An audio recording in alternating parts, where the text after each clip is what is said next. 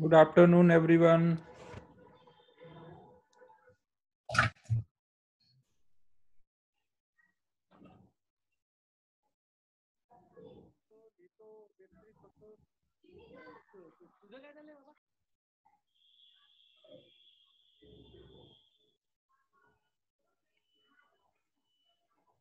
दो मिनट में स्टार्ट किया जाता है ना, और लोगों को आ जाने देते हैं।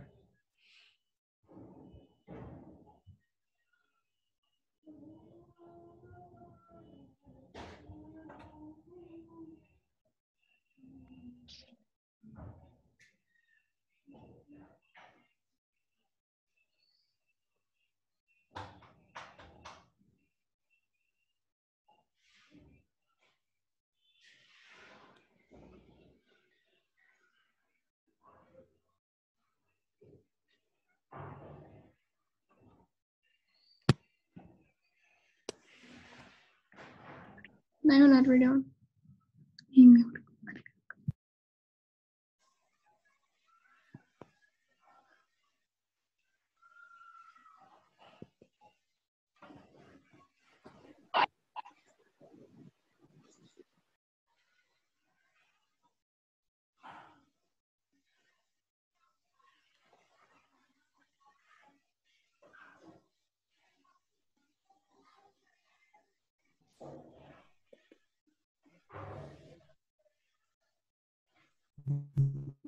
चलो अब बताना शुरू करो डाउट।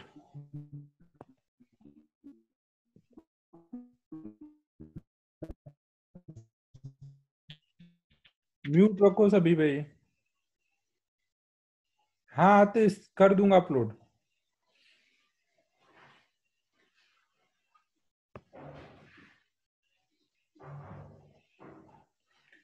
चलो डाउट बताना शुरू करो। क्या हो रहा है ये?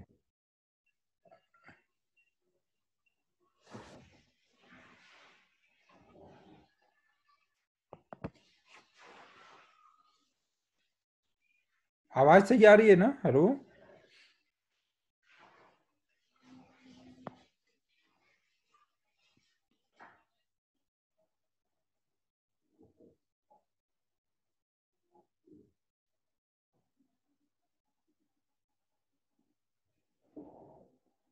ठीक है, फिर बताओ, अब डाउट बताओ।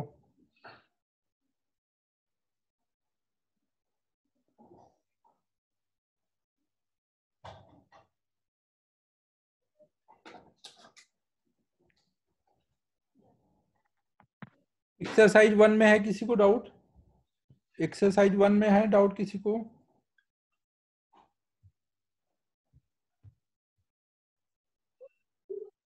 वन में 62।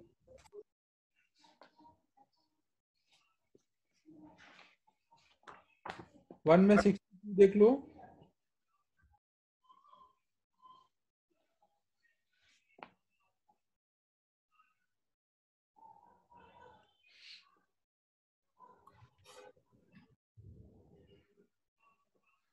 देखो इसमें एक्सरसाइज 1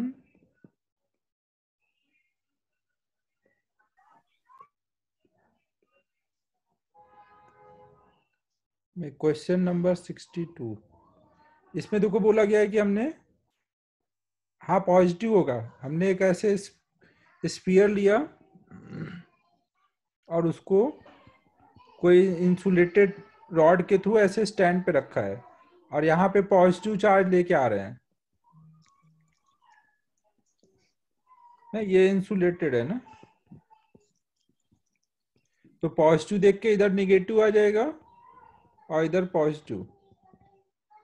अब देखो ये कंडक्टर है ना, कंडक्टर के कोई भी एक पॉइंट का पोटेंशियल आ जाएगा तो वही बोल सकते हो हर एक पॉइंट का ना। यहाँ पे नेट इंड्यूस चार्ज कितना बोलोगे? ये जितना पॉजिटिव होगा उतना ही निगेटिव होगा ना, आपने अलग से चार्ज तो दिया नहीं है, ये इंड्यूस हुआ है ना, है कि नहीं? ये तो नेट चार्ज तो जीरो है ना। तो अगर मैं सेंटर का पोटेंशियल लिखूं, सेंटर से तो जितना पॉजिटिव चार्ज है उतना ही निगेटिव चार्ज है, सबके डिस्टेंस सेम है, तो इंड्यूस चार्ज की वजह से पोटेंशियल कितना आएगा? जीरो ना, केवल रॉड की वजह से पोटेंशियल होगा ना।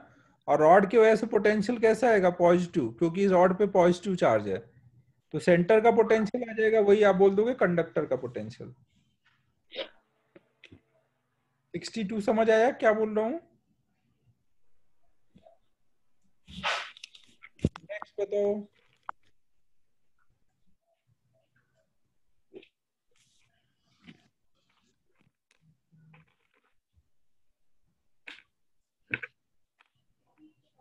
एक्सरसाइज 2 में 16 प्रतीक किसका है, 1 का 2 का? 2 का 16, 1 का। एक मिनट,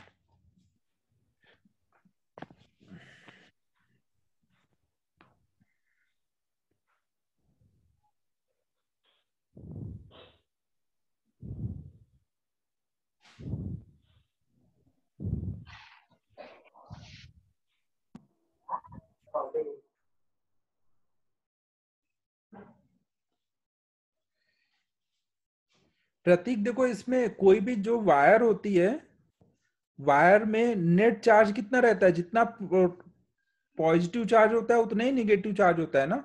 तो कोई भी मैं वायर में ऐसे सेक्शन लूंगा तो यहाँ पे हर जगह जितना पॉजिटिव चार्ज है उतना ही निगेटिव है, तो फ्लक्स हमेशा यहाँ पे 0 है ना। जितना इलेक्ट्रिक फील्ड इधर से एंटर कर रहा होगा उतना ही बाहर जा रहा होगा।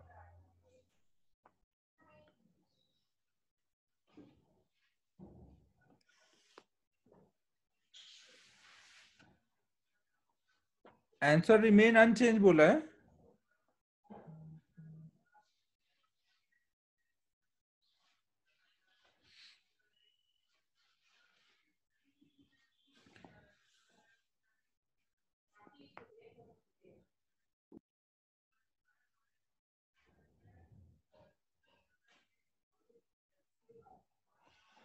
हाँ देखो यहाँ पर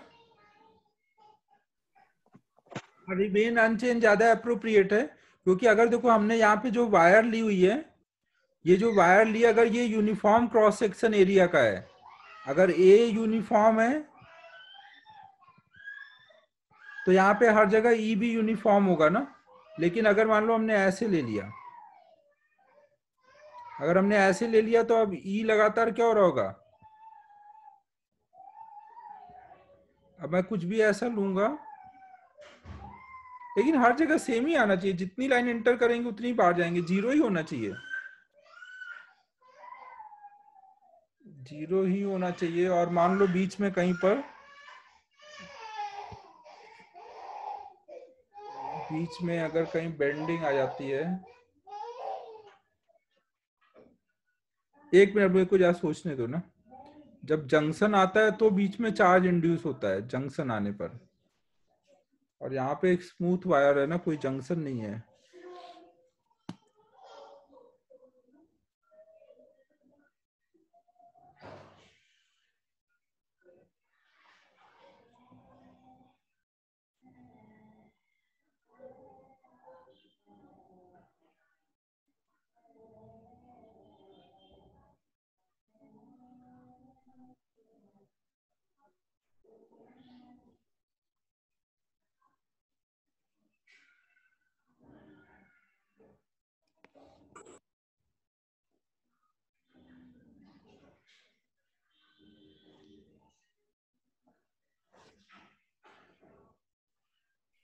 हाँ वो तो ठीक है कि फ्लक्स सेम होगा, लेकिन वो 0 क्यों नहीं बोला, वो है पहले भी 0 बाद में 0, वो भी eccentricities क्या is क्या? half hello, into E1 into E2 दे रखी है हाफ, तो B बताओ।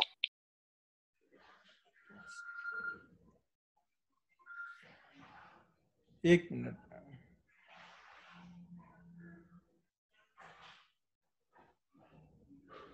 हाँ क्या बोल रहे हो, कौन बोल रहा था?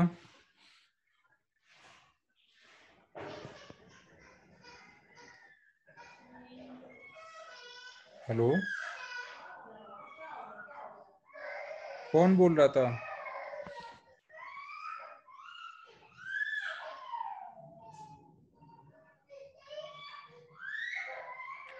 यार इसमें न्यूट्रल कंडक्टर है तो फ्लक्स 0 होगा, और रिमेन अनचेंज भी बात सही है, 0 पहले भी था 0 बाद में भी है।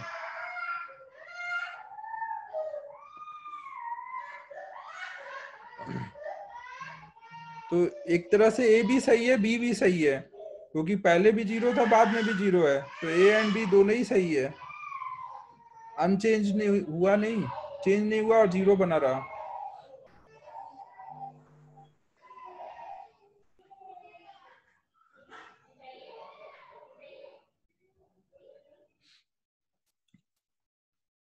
देखो इसमें ये है, मैं एक बार फिर से रिपीट कर रहा हूं कि अगर हमने जैसे कोई भी वायर ली ना, इस वायर में अगर हमने कहीं पे ऐसा चेंज नहीं आया, रेसिस्टेंस में चेंज नहीं आया, एक ही वायर है, तो इस वायर के अंदर जो भी इलेक्ट्रिक फील्ड लाइंस ऐसे जा रही होंगी हर जगह पर, जितनी लाइंस यहाँ पे इंटर कर रही होंगी कोई भी सेक्शन से, उतनी बाहर निकल रही होंगी। कहीं पे चार्ज एक्यूमुलेट नहीं होता ना, तो फ्लक्स हमेशा 0 बना रहेगा। और शुरू में जब हमने करंट नहीं लगाया था तो भी वहां पे फ्लक्स 0 था, तो रिमेन अनचेंज है और 0 है।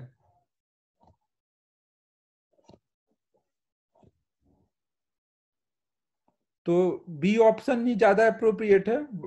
बाकी मैं एक बार इस पे और सोच लूंगा, बट बी ज्यादा अप्रोप्रिएट है इसमें ना।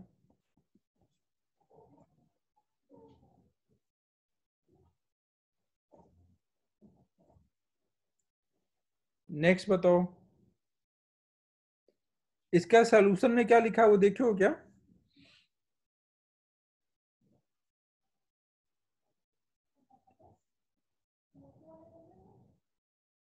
छोड़ो, अभी टाइम नहीं वेस्ट करते, वो फिर मैं बाद में देख लूंगा ना, अगर कुछ चेंज हो सकता है इसमें तो। वैसे अभी जो मैं बोल रहा हूँ वही है सही। नेक्स्ट बताओ आप।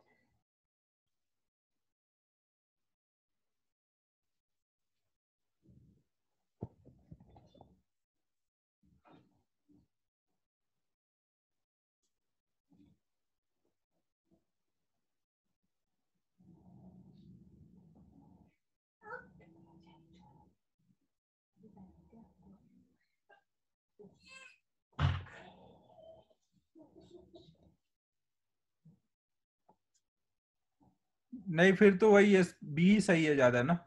अनचेंज है वो तो बात सही है, लेकिन 0 भी है। 2 का 28, 2 का उससे पहले भी कोई था ना? 2 का 28 से पहले है एक्सरसाइज 2 में कोई? ठीक है, 28 देखो फिर।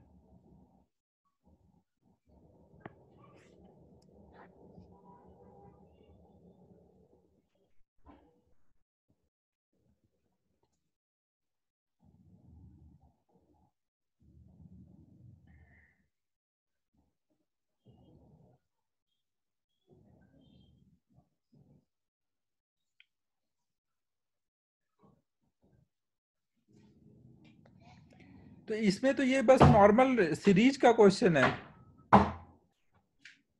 सीरीज का एक्सपेंशन है 28 में, हमें ओरिजिन पे पोटेंशियल पूछा गया है, और हर जगह जो ऑड वाले एक्स नॉट है, ऑड वाले एक्स नॉट पर प्लस क्यू चार्ज रखा गया, और इवन वाले पर माइनस क्यू चार्ज रखा गया है।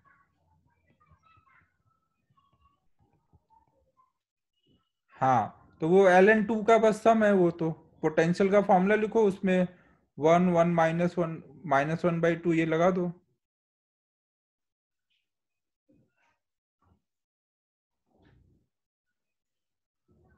ठीक है, क्लियर है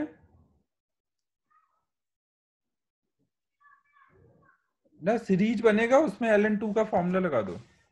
नेक्स्ट।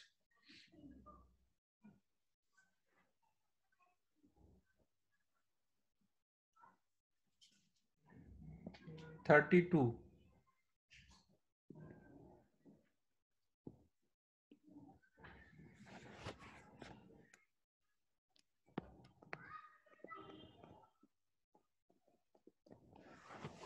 32 में बोला गया, two isolated metallic solid sphere of radius r and 2r are charged such that both of these have same charge density sigma.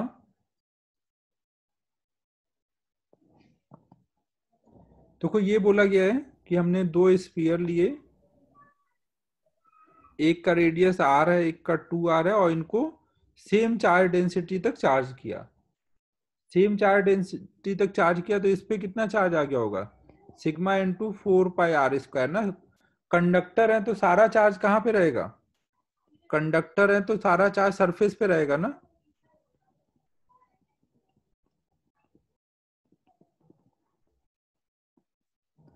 ये सेकंड पे चार्ज आ गया Q2, Q1 Q2 पता चल गया। अब इनको जब कनेक्ट करोगे तो इन पे चार्ज जो आएगा फाइनल, मान लो इस पे Q1 आ गया, इस पे Q2, तो चार्ज किस रेशियो में आ जाएगा, रेडियस के रेशियो में ना। ये किया था ना क्लास में, दो कंडक्टर को अगर हम कनेक्ट करेंगे तो उनपे जो चार्ज आएगा वो उनके रेडियस के रेशियो में आएगा। तो 1:2, और टोटल चार्ज का सम आपको पता है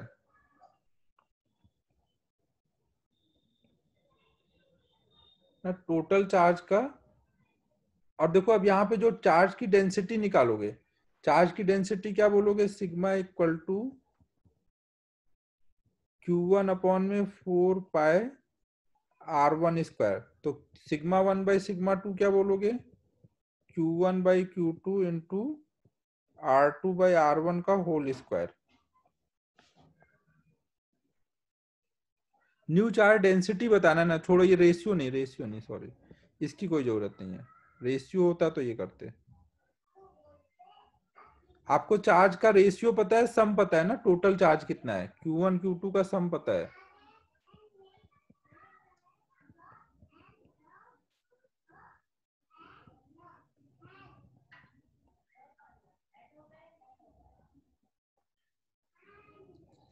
ठीक है, क्लियर है। टोटल चार्ज का सम पता है, रेशियो पता है, तो Q1 Q2 आ जाएगा, Q1 Q2 आ जाएगा। तो आप नया चार्ज डेंसिटी निकाल सकते हो ना। बड़े वाले पे सिग्मा चाहिए तो बड़े वाले पे चार्ज अपॉन में उसका सरफेस एरिया, 32 हो जाएगा।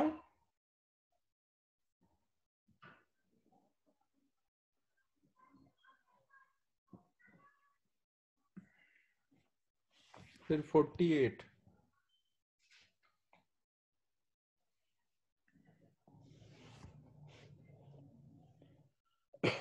34 देख लो।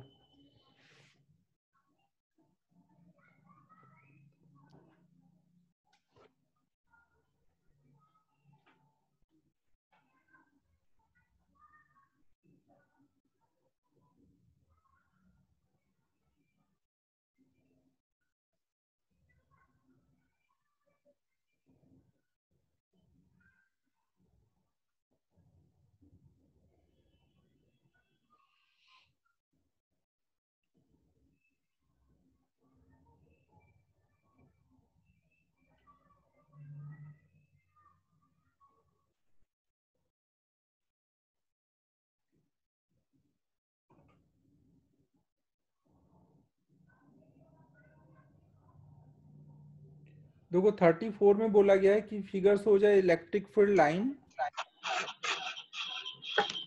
along a सर्कुलर आर्क, ऐसे ई दिया हुआ है और हर जगह ई की वैल्यू सेम है।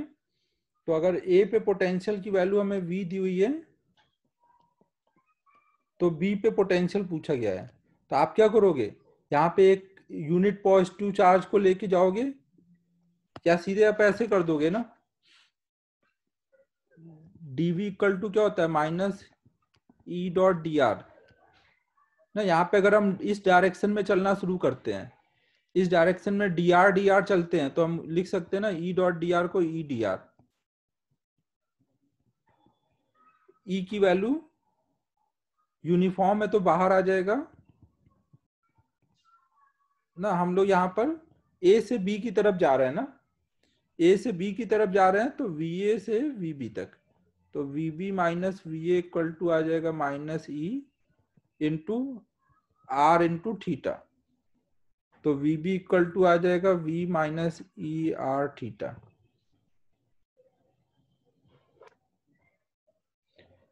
वेदांत कंजर्वेटिव फोर्स में डायरेक्ट डिस्टेंस लेते हैं जब ई की वैल्यू ऐसे स्ट्रेट रहती ना। यहाँ पे कर्व है तो कर्व के लॉन्ग चलना पड़ेगा। वो जब बात हो रही है वो तब होता है जब ई ऐसे यूनिफॉर्म होता है, आप ऐसे आते आप तब डायरेक्ट लेते। यहाँ पे ई को चेंज कर दिया गया है।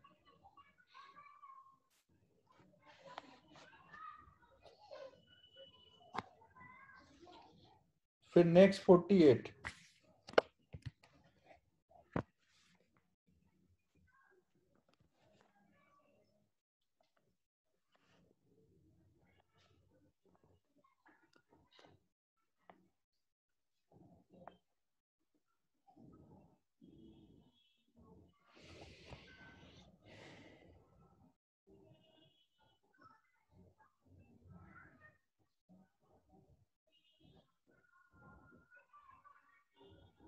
क्या बात है, ऐसा कैसे भाई?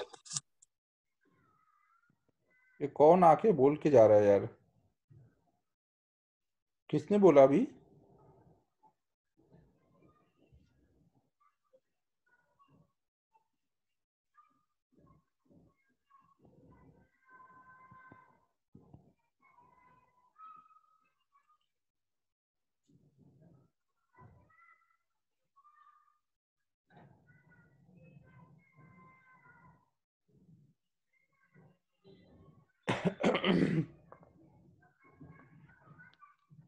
कुछ भी। विजय सर को यही काम रह गया, यही सब काम करेंगे। चलो देखो 48 देखो। 48 में देखो बोला गया है कि हमने आर रेडियस का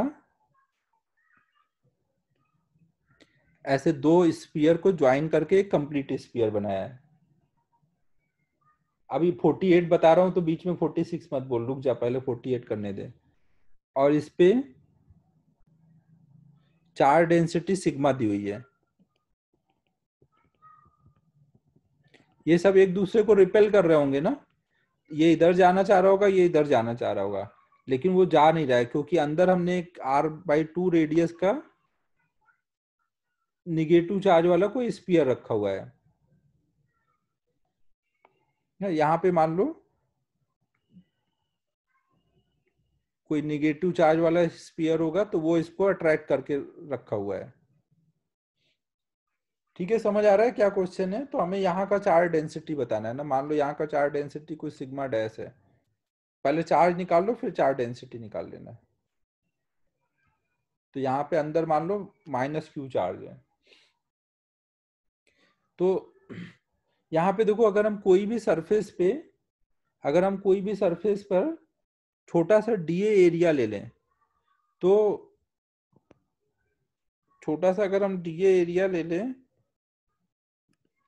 तो उस डीए एरिया पे एक तो इसके खुद के इलेक्ट्रिक प्रेशर की वजह से फोर्स लग रहा होगा ना। इलेक्ट्रिक प्रेशर हमें पता है ना, यहाँ पे हर पॉइंट पर इस डीए एरिया को हटा दे तो बाकी जो चार्ज बचता है उसके वजह से कितना इलेक्ट्रिक फील्ड होगा, σ/2 एप्सिलॉन नॉट, बाकी चार्ज के वजह से इलेक्ट्रिक फील्ड होगा ना, इंटू सिग्मा इंटू डीए। इस पे ये वाले चार्जेस की वजह से फोर्स आ गया, और ये जो अंदर वाला चार्ज है वो अपनी तरफ कितना फोर्स लगा रहा होगा, तो के क्यू अपॉन में r² इंटू ये ई आ गया इंटू सिग्मा डीए। ये समझ आ रहा है? हमने इस पे फोर्स बैलेंस कर दिया एक छोटे से डीए पे, बाकी बचे हुए चार्ज की वजह से और इसकी वजह से। अगर ये हर जगह बैलेंस है तो ये यहाँ पे अपनी जगह रुका रहेगा ना। यहाँ हर जगह बैलेंस है ना, यहाँ पे भी बैलेंस है, यहाँ पे भी, हर जगह बैलेंस है। ये ब्रेक है तब भी बैलेंस है ना।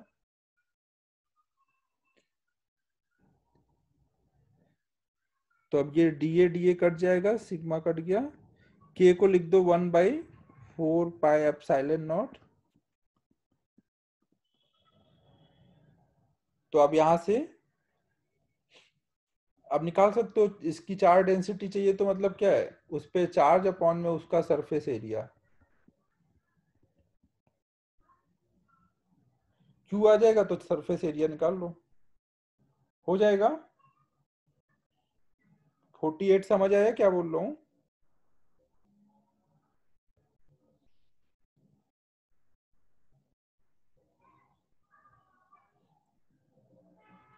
यहाँ पे देखो,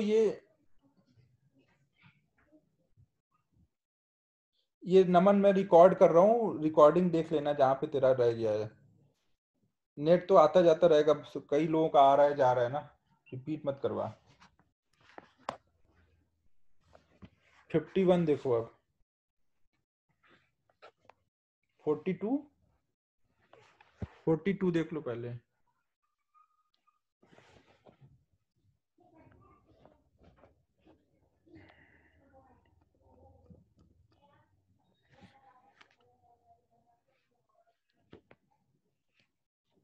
तो यहाँ पे एक डाइपोल ऐसे रखा हुआ है और एक डाइपोल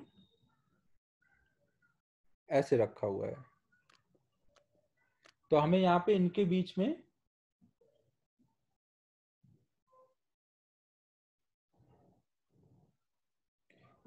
में हमें एनर्जी बतानी है ना। तो मान लो हम इसके वजह से यहाँ पे ई लिख देंगे ना, इसके वजह से यहाँ पे ई लिख देंगे और फॉर्मूला लगा देंगे u equal to minus P dot E.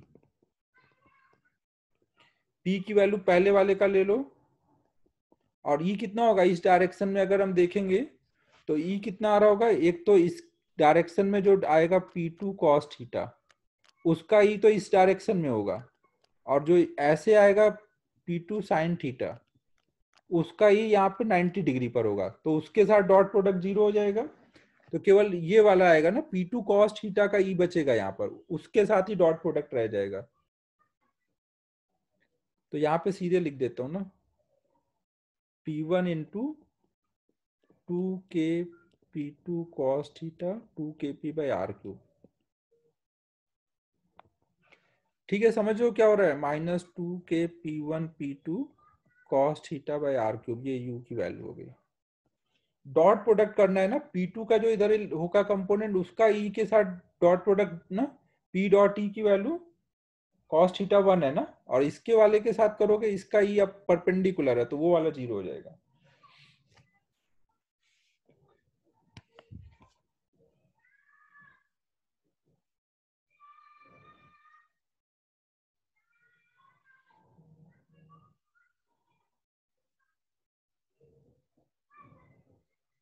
Next बताओ, नेक्स्ट 51।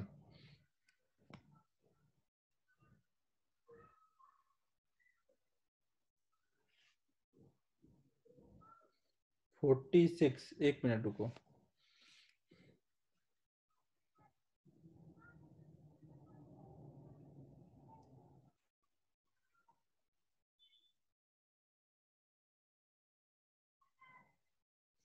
हमें देखो उस पे फोर्स पूछा गया है ना, तो एक तो लॉन्ग चार्ज है, इसके वजह से ई लिखो, यहाँ पे वो फॉर्मूला मत लगाना ना,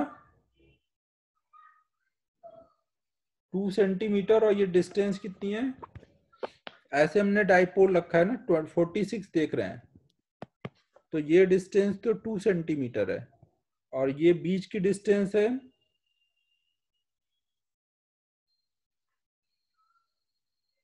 0.2 सेंटीमीटर।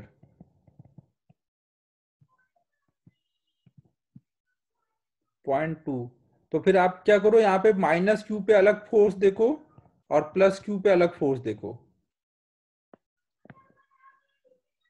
46 में 10 के पावर -8 लेके आता है। अच्छा अच्छा, ठीक है, तो वो करेक्शन होगा, वो तो देख लो, तो सोल्यूशन चेक किया होगा, उससे भी समझ आ गया होगा। हाँ वो तो कर लो, तो सही है, उसमें क्या है। फिर 51 करना है ना।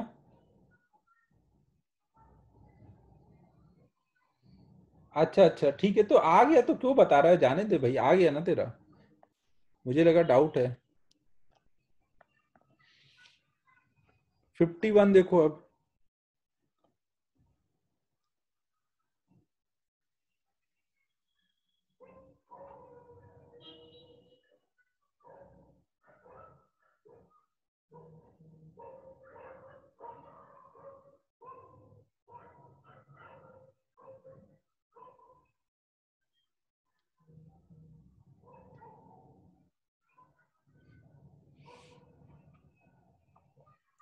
देखो यहाँ पे 51 में क्या बोला गया है, हमने एक ऐसे हॉलो कंडक्टर लिया, और उसके अंदर दो और स्मॉल कंडक्टर रख दिए, ए और बी।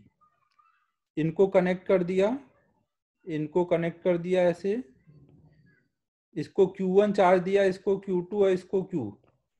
तो हमें पूछा गया कि किस पे कितना कितना चार्ज आएगा। अगर देखो हमने इनको कनेक्ट कर दिया तो यहाँ का पोटेंशियल और यहाँ का पोटेंशियल सेम है ना, है कि नहीं? यहाँ का पोटेंशियल सेम है कि नहीं?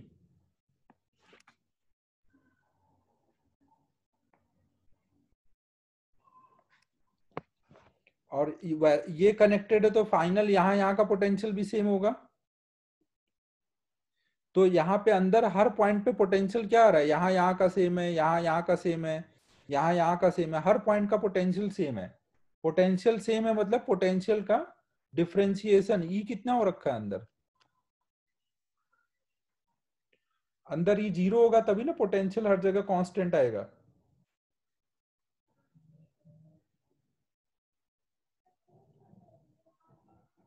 अंदर ई 0 रखा, अंदर ई 0 कब होगा, जब जो भी चार्ज दिया सारा सरफेस पे आ जाए। जब सारा का सारा चार्ज सरफेस पे आ जाएगा, ये फ्लो करके ये इधर से ये इधर से, तो अंदर वाले दोनों पे 0 और बाहर वाले पे Q plus Q1 plus Q2, तभी ये कंडीशन पॉसिबल है ना।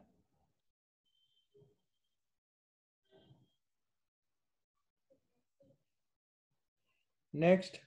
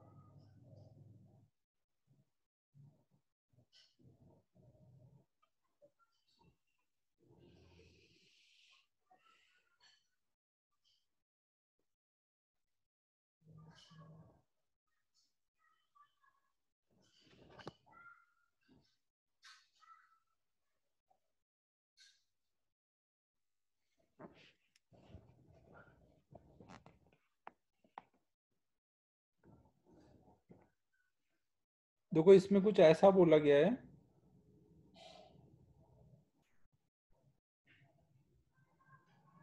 कोई कंडक्टर लिया गया और उसमें इलिप्सॉइड शेप का ऐसे कैविटी बना दिया गया है और इसके सेंटर पे Q चार्ज रखा गया। अब सेंटर पे Q चार्ज रखोगे तो यहाँ पे निगेटिव चार्ज इंड्यूस हो जाएगा ना, यहाँ पे निगेटिव चार्ज इंड्यूस होगा ना, और निगेटिव ऐसा कुछ इंड्यूस हो जाएगा।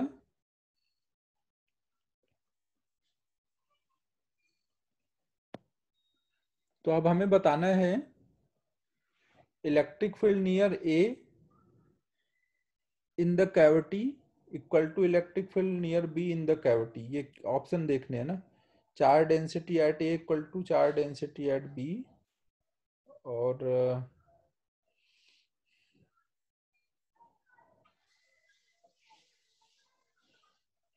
पोटेंशियल तो कंडक्टर के हर पॉइंट के सेम होंगे ना। यहाँ पे आपको वो तो को पता है कि इलेक्ट्रिक फील्ड हर जगह परपेंडिकुलर होगा, सॉरी ऐसे परपेंडिकुलर हर जगह जा रहा होगा। कंडक्टर के सरफेस पे इलेक्ट्रिक फील्ड हमेशा कैसे रहता है, परपेंडिकुलर रहता है ना।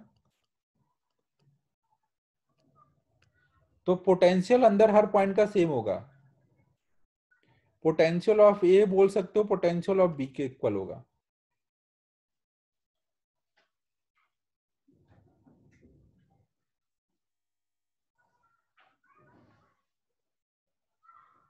डिस्टेंस अलग है, उससे आप नहीं बोल पाओगे ना, क्योंकि यहाँ पे निगेटिव चार्ज जो इंड्यूस हुआ है उसका भी इलेक्ट्रिक फील्ड लेना है ना। ये Q चार्ज और यहाँ जो निगेटिव चार्ज इंड्यूस हुआ है, यहाँ पास में है तो निगेटिव चार्ज ज्यादा आएगा, लेकिन रेडियस ऑफ कर्वेचर यहाँ का ज्यादा है, यहाँ का रेडियस ऑफ कर्वेचर कम है, तो यहाँ का सिग्मा बढ़ जाएगा। ये दूर है तो सिग्मा ज्यादा है और ये चार्ज का ई कम है, सब वो इफेक्ट आपस में कंपनसेट होंगे। आपको बस इतना सोचना है कि कंडक्टर के हर पॉइंट का पोटेंशियल सेम होता है इलेक्ट्रोस्टैटिक कंडीशन में। ए और बी कंडक्टर पे हैं तो उनके पॉइंट का पोटेंशियल सेम होगा। ई के बारे में कुछ नहीं बोल पाओगे, लेकिन वी के बारे में बोल सकते हो।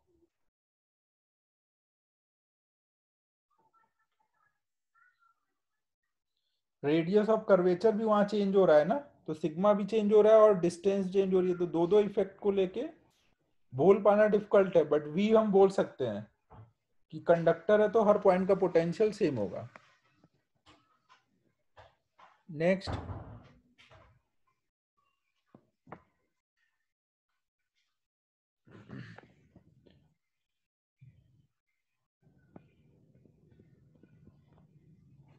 फिफ्टी फाइव देखो।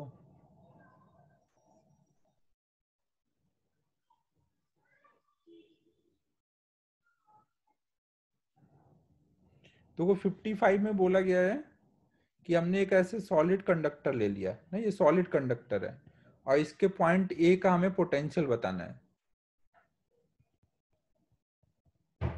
यहाँ पे हमने एक डाइपोल लिया हुआ है पी और इसको ज्वाइन कर दिया, ये कैपिटल आर, ये स्मॉल आर, ये एंगल फाई है। तो देखो इस डाइपोल के इलेक्ट्रिक फील्ड की वजह से क्या होगा, यहाँ कुछ चार्ज इंड्यूस हो जाएगा। डाइपोल का इलेक्ट्रिक फील्ड क्या हो रहा है, इस डायरेक्शन में जा रहा होगा ना, तो इधर को निगेटिव चार्ज इंड्यूस होगा, इधर कुछ पॉजिटिव चार्ज इंड्यूस होगा। होगा कि नहीं, चार्ज इंड्यूस हो जाएगा ना। इसका प्लस वाला चार्ज पास में है ना इसके, तो निगेटिव इस तरह आ जाएगा प्लस के पास में और प्लस वाला दूर चला जाएगा। अब अगर मैं इसके सेंटर का पोटेंशियल लिखूं तो सेंटर का पोटेंशियल इस इंड्यूस चार्ज की वजह से कितना बोलूंगा,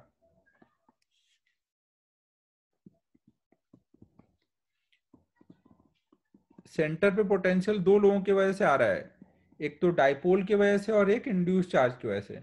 इंड्यूस चार्ज जो भी हुआ है वो नेट चार्ज तो जीरो ही हुआ है ना इंड्यूस चार्ज, और हर एक इंड्यूस चार्ज की सेंटर से डिस्टेंस सेम है ना, तो ये वाला पार्ट तो जीरो हो गया। तो सेंटर का पोटेंशियल केवल किसकी वजह से आएगा, डाइपोल की वजह से आएगा ना, KP by R square. R कितना दिया है, R square plus R square, नहीं ये आर की वैल्यू हो गई। सेंटर का पोटेंशियल आ गया, जो सेंटर का पोटेंशियल होगा वही पॉइंट ए का भी पोटेंशियल होगा ना, कंडक्टर है ना।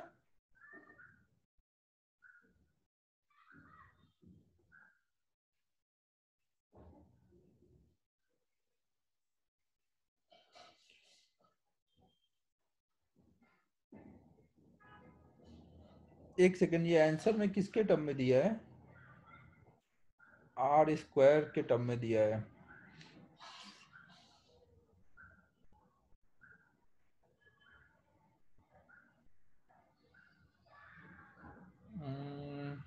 क्या हो जाएगा इसमें, आर बाई, इसको उसके टर्म में लिख दो ना, ये जो डिस्टेंस है ये डिस्टेंस, इसको हम लिख सकते हैं आर बाई कॉस फाइव ना। तो यहाँ आर बाई कॉस फाइव जब लिखोगे तो ये आ जाएगा के पी अपॉन में आर स्क्वायर अपॉन में कॉस स्क्वायर फाइव ऊपर आ जाएगा, तो बी ऑप्शन आ जाएगा। मैंने डाइपोल के एक्सियल पोजीशन पे पोटेंशियल का फॉर्मूला लगाया है ना, कुछ समझ आ रहा है मैं क्या बोल रहा हूं।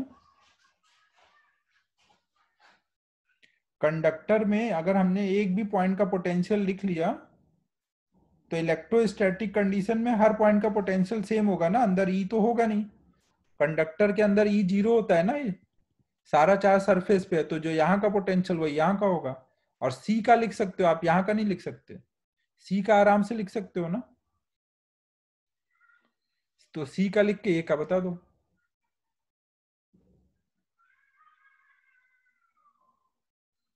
ए पॉइंट पे इंड्यूस चार्ज का पोटेंशियल आप नहीं लिख पाते ऐसे जीरो, डिस्टेंस अलग अलग है ना, सी का लिख सकते हो, सबका डिस्टेंस सेम है। ठीक है भाई, समझ आ रहा है मैं क्या बोल रहा हूं।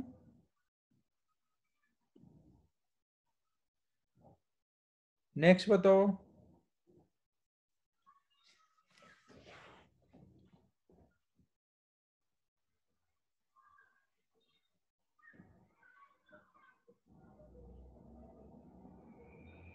60 वाला देख लो अब।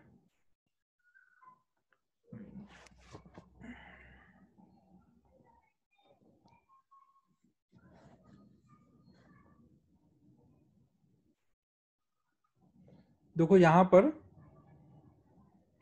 एक कैविटी बनाई गई है, यहाँ पे एक चार्ज रखा गया है, यहाँ पे पॉइंट सी है। फिर कोई एक्सटर्नल इलेक्ट्रिक फील्ड आ गई, एक्सटर्नल इलेक्ट्रिक फील्ड आ गई तो उसका कोई इफेक्ट अंदर पहुंचेगा? अबे ये तो कराया था ना भाई, बाहर कुछ भी करोगे तो उसको कौन डील करेगा? बाहर वाले इलेक्ट्रिक फील्ड को कौन डील करेगा? बाहर का सरफेस डील करता है ना, अंदर कोई फर्क पड़ता है उससे? इलेक्ट्रिक शील्डिंग ना। अबे तन्मय, बहुत पिटोगे तुम।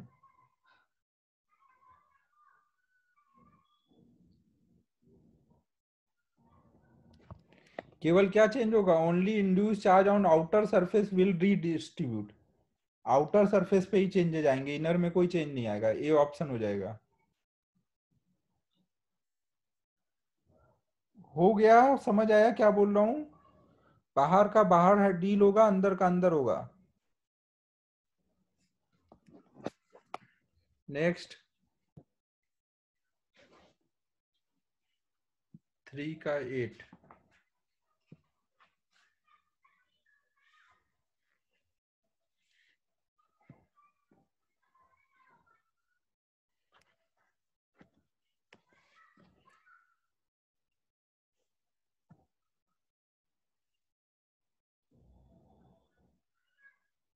देखो यहाँ पे क्वार्टर सर्कल लिया गया है ना, पूरा सर्कल नहीं है, क्वार्टर ऑफ स्फीयर है, क्वार्टर ऑफ स्फीयर।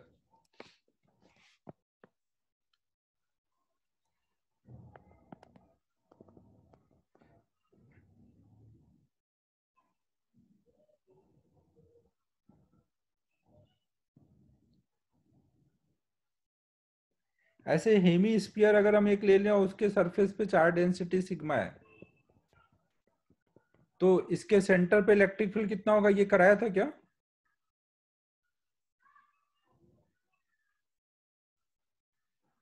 ये कराया था। हेमी स्फीयर जिसके सरफेस पे चार्ज डेंसिटी सिग्मा है, उसके वजह से सेंटर पे ई निकालना,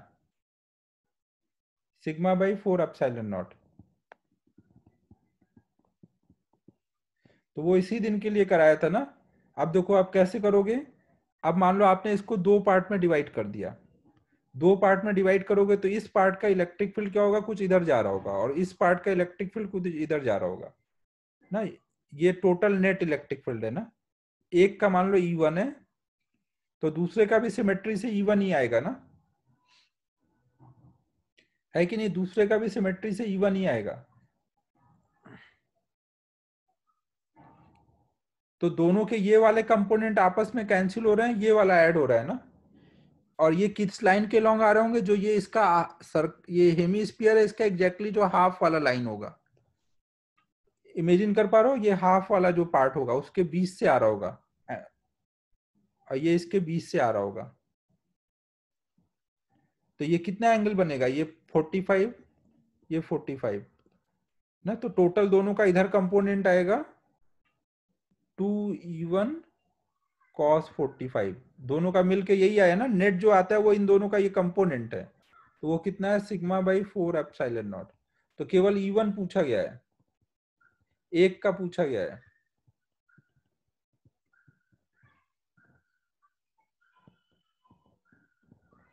तो E1 की वैल्यू आ जाएगी सिग्मा अपॉन में 4√2 एप्सिलॉन नॉट। कुछ चमका? मैंने क्या किया?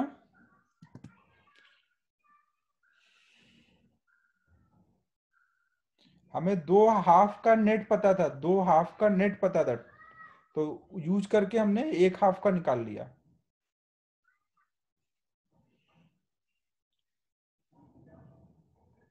नेक्स्ट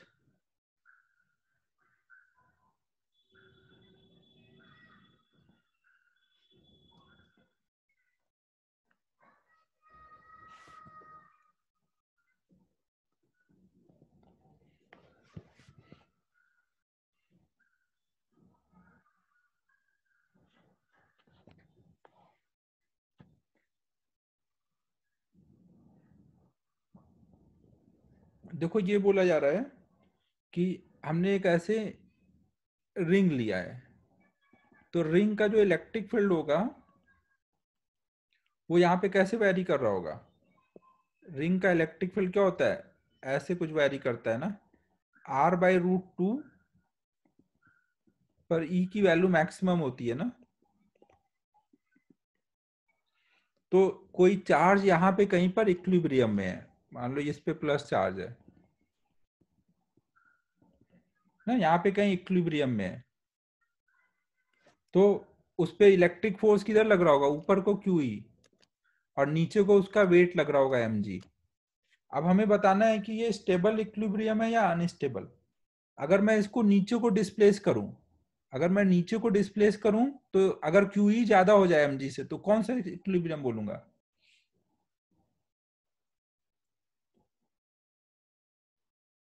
अगर मैं इसको नीचे डिस्प्लेस करूं और ऊपर वाला फोर्स बढ़ जाए तो ये वापस लौट जाएगा ना। तो स्टेबल के लिए क्या होना चाहिए, आर को कम करूं, जब आर कम हो तो ई बढ़ना चाहिए। ये बात समझ आ रही है, जब मैं इसको नीचे करूंगा तो ये हाइट कम होगी, हाइट कम मतलब आर कम हो तो ई बढ़ना चाहिए, तभी स्टेबल होगा ना। और जब आर को बढ़ाऊं, अगर मैं ऊपर ले जाऊं तो ई कम हो जाए तो mg बढ़ जाएगा, मतलब mg उतना ही है लेकिन ई कम हो गया तो नेट फोर्स नीचे आ जाएगा।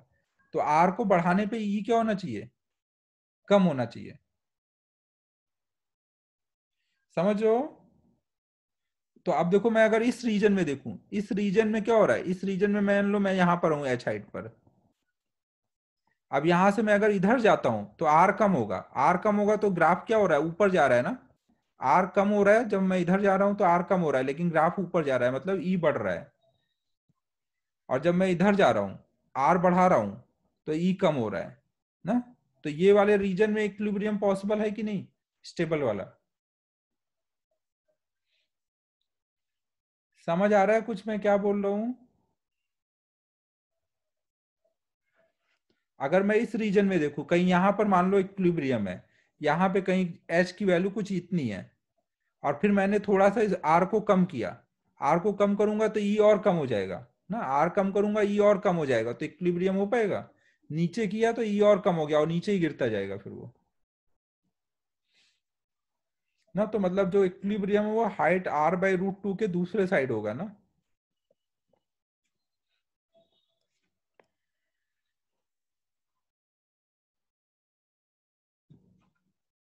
कौन सा कर रहे थे हम लोग, 18 ना, बी ऑप्शन हो जाएगा। सब कुछ चमका, क्या क्या किया मैंने। आप बस ग्राफ बनाओ और सोच लो कि नीचे करें तो ऊपर वाला फोर्स बढ़ना चाहिए और ऊपर करें तो नीचे वाला फोर्स बढ़ना चाहिए, वो कहां पर हो पाएगा। फोर्स बढ़ना मतलब ई बढ़ना।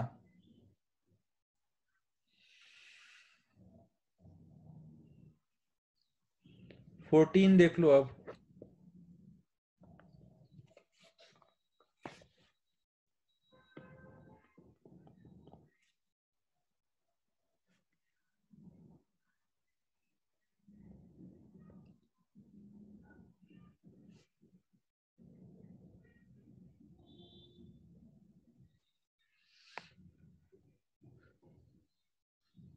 देखो इसमें बोला गया है ई की वैल्यू दी है ना, हमें पता है dv इक्वल टू क्या होता है, -E.dr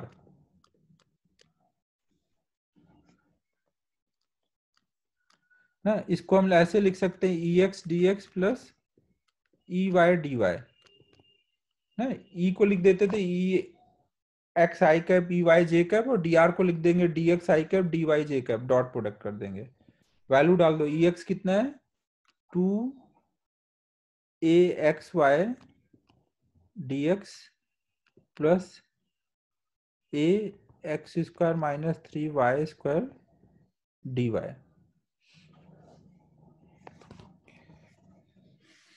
तो अब हमें बताना है कि यहां पर v की वैल्यू कितनी होगी ना, इसको इंटीग्रेट करना है हमें। तो अब इंटीग्रेट करने के लिए क्या हो पाएगा, x के साथ y है और यहाँ y के साथ x है, तो इंटीग्रेट हो पाएगा सीधे।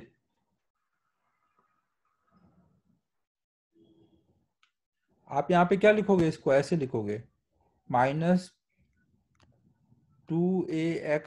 dx plus a x square d y plus a 3 y square d Y.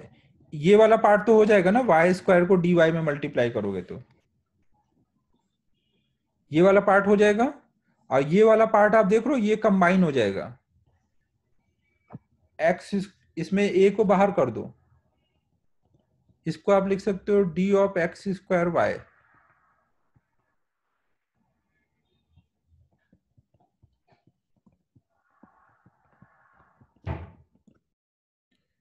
कुछ चमक रहा है सबको मैं क्या बोल रहा हूं?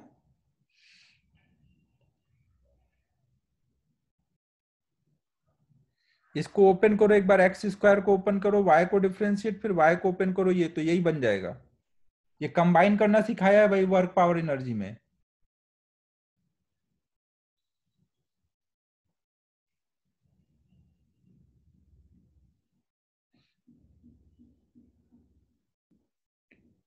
ना D of X square Y को आप क्या लिख सकते हो, एक बार y को बाहर किया तो डी ऑफ एक्स स्क्वायर क्या होगा 2x dx, और एक्स स्क्वायर को बाहर करोगे तो डी ऑफ वाई। तो जहां पे ये लिखा है वहां पे हम ये लिख सकते हैं। अब ये सॉल्व हो जाएगा, minus A D X square Y का इंटीग्रेशन एक्स स्क्वायर वाई आ जाएगा।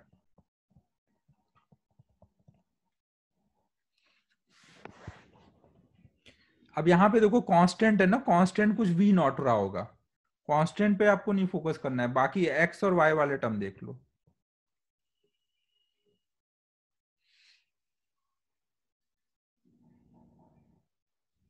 डी ऑप्शन हो जा रहा है।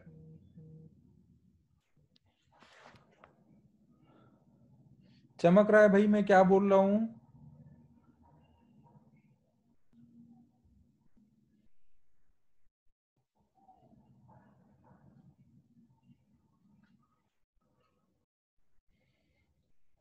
नेक्स्ट बताओ।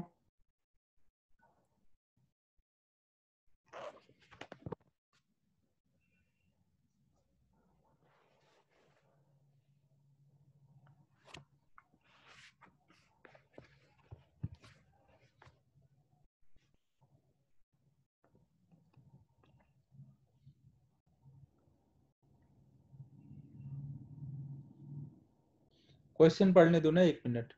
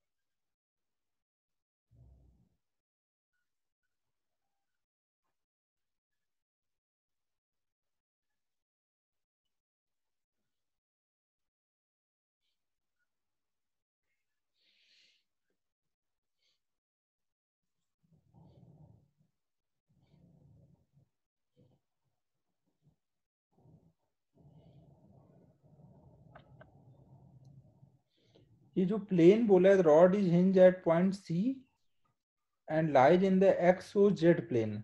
एक्सो जेड प्लेन, जेड किधर बोला ये बताया नहीं ना, perpendicular to axis, XO Z plane.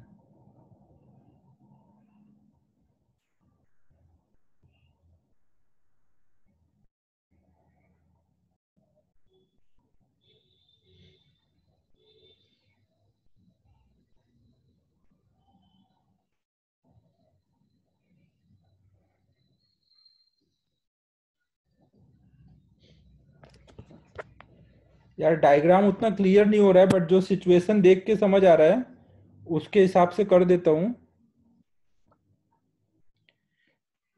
यहाँ पे देखो कुछ ऐसे सीट रखा हुआ है, तो इसका इलेक्ट्रिक फील्ड ऐसे होगा ना।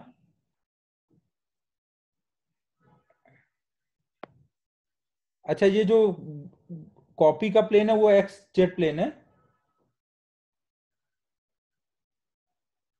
कॉपी का प्लेन एक्स जेड प्लेन है, फिर तो सही है। तो यहाँ पर इलेक्ट्रिक फील्ड ऐसे है और उसकी वैल्यू क्या होगी, सिग्मा बाई 2 एप्सिलॉन नॉट। और एक ऐसे हमने रख दिया, इसको यहाँ हिंज किया हुआ है, इधर का साइड ये एल लेंथ है, ये भी एल लेंथ है, इधर प्लस वाला चार्ज डेंसिटी है और इधर माइनस वाला। तो आप इसका डाइपोल मोमेंट निकाल लोगे। कोई भी अगर हम लोग ऐसे 2l लेंथ ले लें और इसके एक साइड में कहीं x डिस्टेंस पर dx लेंथ ले लें, तो यहाँ पे चार्ज कितना होगा, dx इंटू लैम्डा प्लस में, और ऐसे इधर को x डिस्टेंस पे कितना होगा, माइनस में dx इंटू लैम्डा। तो डाइपोल मोमेंट कितना बोलेंगे, 2dx लैम्डा, सॉरी ये q हो गया dx इंटू लैम्डा, बीच की डिस्टेंस 2x, 0 से l तक इंटीग्रेट कर दो, यहाँ आ जाएगा एक्स स्क्वायर बाई 2। ये हमने डाइपोल मोमेंट निकाल लिया ना। डाइपोल मोमेंट निकालना समझ आया सबको। पेयर बनाया एक, dx लेंथ इधर और dx लेंथ उधर का, और डाइपोल मोमेंट लिखा, फिर 0 से l तक इंटीग्रेट कर दिया। अब हमें P पता है, इलेक्ट्रिक फील्ड पता है और इनके बीच का एंगल पता है। तो हमारा टॉर्क का फॉर्मूला क्या होता है, यूनिफॉर्म ये इलेक्ट्रिक फील्ड है ना, तो P sine alpha, P sine theta ना।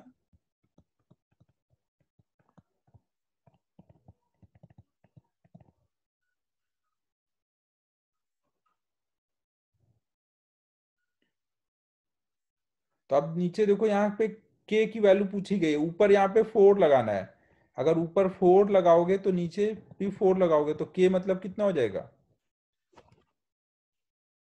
2 इंटू 4 8 बन जाएगा ना।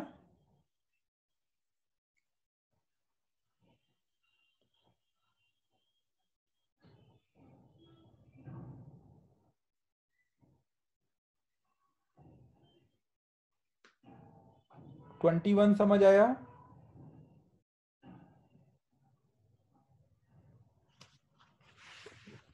21 का एक बार आंसर चेक कर लेता हूँ। 21 का 8 आया आंसर, वही है ना 8।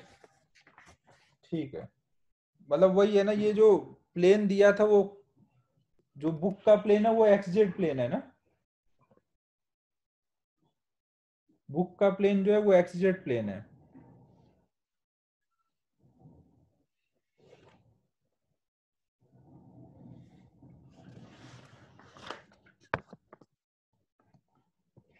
ट्वेंटी सेवन देखो,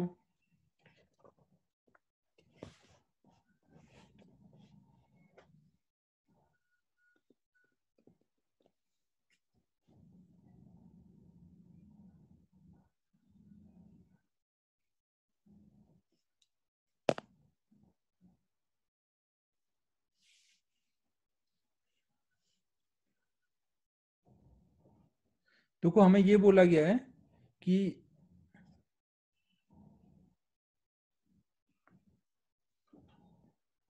लेक्चर 3 बजे तक चलेगा, 3 बजे तक।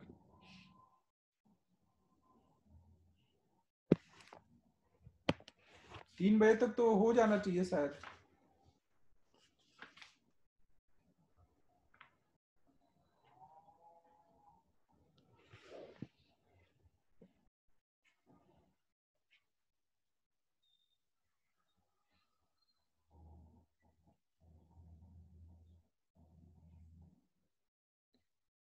अबे आर्काइव वगैरह अब तुम लोग करते रहो, अब वो अलग से पूछते रहो ना, प्रीवियस ईयर वाला तो खुद से कर डालो, फिर डाउट में अलग से पूछो।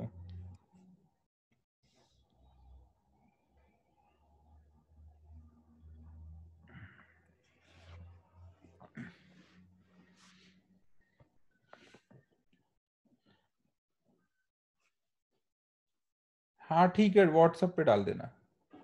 27 देखो, इसमें देखो बोला गया कि दो पहले प्लेट थे ए और बी, इस पे प्लस क्यू चार्ज था, इस पे माइनस क्यू चार्ज था। हाँ तो मैथ का ले लो, फिर ले लो। तो अब देखो यहाँ पर टोटल चार्ज कितना है, अभी जब ए और बी थे तो 0 है ना, तो यहाँ कोई चार्ज नहीं आएगा, टोटल चार्ज 0 है, सब चार्ज अंदर है। फिर आपने बीच में एक सी वाला प्लेट डाल दिया। जब सी वाला डाला और सी वाले को क्यू चार्ज दिया है, तो तीनों का मिला के नेट चार्ज कितना हुआ? तीनों का मिला के नेट चार्ज बताओ। क्यू ही है ना, इधर का प्लस क्यू है, यहाँ माइनस क्यू और यहाँ पे क्यू, तो तीनों का मिला के टोटल कितना हुआ? क्यू। तो आउटर प्लेट पे अब कितना दिखेगा? Q/2, Q/2। और इसको कितना दिया था आपने? Q दिया था ना, तो यहाँ इनर प्लेट पे Q/2 आ जाएगा, यहाँ Q/2 तो यहाँ माइनस Q/2, और इसको हमने प्लस Q दिया है, यहाँ माइनस Q/2 आया तो इधर 3Q/2 आएगा, यहाँ 3Q/2 तो यहाँ माइनस 3Q/2। इनका सम कितना आना चाहिए? Minus Q। तो ये अरेंजमेंट हो गया। अब बता दो, इसके अकॉर्डिंग आंसर कर दो। ये हमारा सरफेस 1 है, 2, 3, 4। Surface 1 and 2 will have equal and opposite charges, सही बात है। डी में बोला गया potential difference between A and C will be equal to potential difference between B, C and B. देखो अगर मैं यहाँ पोटेंशियल डिफरेंस देखूं, ये डिस्टेंस सेम है दोनों की, और यहाँ दोनों जगह जो इलेक्ट्रिक फील्ड आएगा वो क्या सेम है? इलेक्ट्रिक फील्ड अगर मैं निकालूं यहाँ पर, हमेशा ध्यान रखो जैसे दो प्लेट के बीच में इलेक्ट्रिक फील्ड निकालना है, तो यहाँ इलेक्ट्रिक फील्ड केवल इस और इस चार्ज की वजह से होगा ना, ये चार्ज और ये चार्ज आपस में कैंसिल कर रहे होंगे, इसका नहीं आएगा यहाँ पे ना, और ये प्लस और माइनस का भी यहाँ पे नहीं आएगा, प्लस का इधर होगा, माइनस का इधर, वो भी कैंसिल हो रहा होगा। तो यहाँ इलेक्ट्रिक फील्ड केवल किसकी वजह से आएगा? इसकी और इसकी वजह से। यहाँ इलेक्ट्रिक फील्ड इसकी और इसकी वजह से आएगा। ये बात समझ आ रही है? इलेक्ट्रिक फील्ड वाला पॉइंट समझ आया? दो प्लेट के बीच में जो इलेक्ट्रिक फील्ड होगा वो केवल यहाँ और यहाँ पे जो चार्ज है उसकी वजह से आएगा। अब आप यहाँ पे देखो, दोनों जगह क्या इलेक्ट्रिक फील्ड का मैग्नीट्यूड सेम होगा? दिख रहा है ना, E1 कम होगा E2 से, इधर का ज्यादा चार्ज है ना, यहाँ का सिग्मा ज्यादा है, यहाँ का सिग्मा कम है। एक प्लेट की वजह से सिग्मा बाई एप्सिलॉन नॉट, दोनों का मिलके हो जाएगा σ/2 एप्सिलॉन नॉट इंटू 2। ये याद है ना सबको? ऐसे अगर हम लोग करते थे, यहाँ प्लस क्यू चार्ज है, यहाँ माइनस क्यू चार्ज है, तो एक की वजह से ई लिखते थे, इंटू 2 कर देते थे नेट निकालने के लिए। और एक का इलेक्ट्रिक फील्ड कितना आता था? σ/2 एप्सिलॉन नॉट, और सिग्मा कितना होगा? Q/A। कुछ समझ आ रहा है मैं क्या बोल रहा हूँ? तो दिख रहा है ना, इधर इलेक्ट्रिक फील्ड ज्यादा है तो इधर का पोटेंशियल डिफरेंस भी ज्यादा होगा। डी तो दोनों में सेम है ना, E इंटू डी। इसको इनफाइनाइट प्लेट लेके करना है सब कुछ ना, ये सब लार्ज प्लेट्स दिए हुए हैं ना, तो पोटेंशियल डिफरेंस जो है दोनों के बीच में इक्वल नहीं है ना, अलग अलग है।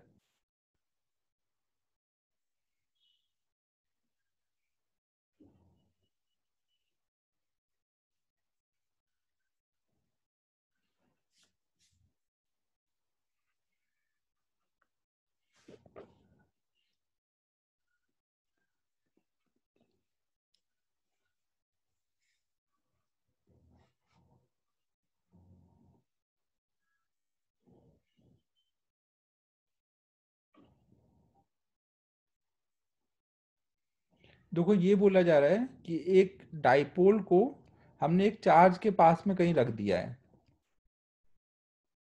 तो हमें इनके बीच में फोर्स पूछा गया है। अब आप देखो, हमें पता है कि इसके वजह से इस पे फोर्स निकालूं या इसके वजह से इस पे फोर्स निकालूं, दोनों सेम होगा ना। और डाइपोल की वजह से किसी भी पॉइंट पे E0 आएगा? डाइपोल की वजह से किसी पॉइंट पे E0 आता है क्या? डाइपोल की वजह से कोई भी पॉइंट पे E निकालो तो क्या आता था? KP/R³ into 1+3 cos square theta. तो ज्यादा से ज्यादा cos थीटा वाला टर्म क्या हो सकता है? 0 हो सकता है ना, ये तो रहेगा ही ना। तो E कभी भी 0 नहीं होता डाइपोल की वजह से, तो Q इंटू ई, डाइपोल हमेशा फोर्स लगाएगा ना चार्ज पर, चार्ज पे हमेशा फोर्स लगेगा, तो एक्शन रिएक्शन चार्ज डाइपोल पे हमेशा फोर्स लगाएगा, तो बी ऑप्शन आ जाएगा एक तो।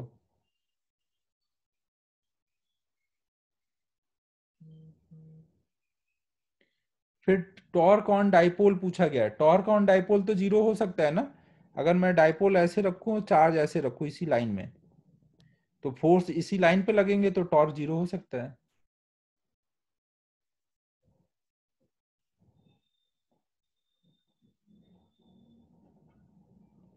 नेक्स्ट,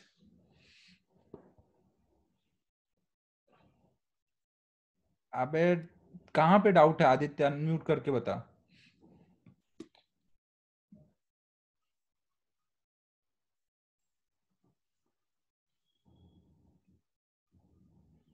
टॉर्क में डाउट है, फोर्स में डाउट है, कहाँ पे डाउट है? टॉर्क में अगर मान ले चार्ज से आने वाली लाइन के लॉन्ग ऐसे डाइपोल रखा है, तो इस टाइम पे टॉर्क कितना लगेगा?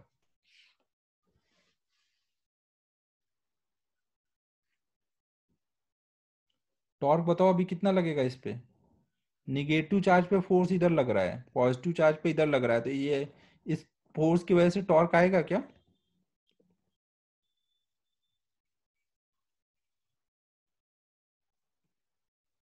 नहीं आएगा ना। और अगर मैं यहीं पे ऐसे रख दूं डाइपोल को, तो पॉजिटिव चार्ज पे फोर्स इधर लगेगा, निगेटिव पे फिर इधर लगेगा, तो अब ये ऐसे घूम जाएगा ना। तो कैसे रखा है उस पर डिपेंड करेगा टॉर्क लगेगा या नहीं लगेगा। तो टॉर्क में भी जीरो ना, मस्ट जीरो नहीं बोल सकते, maybe zero, but force जो है वो will not be zero. B और सी ऑप्शन हो जाएगा।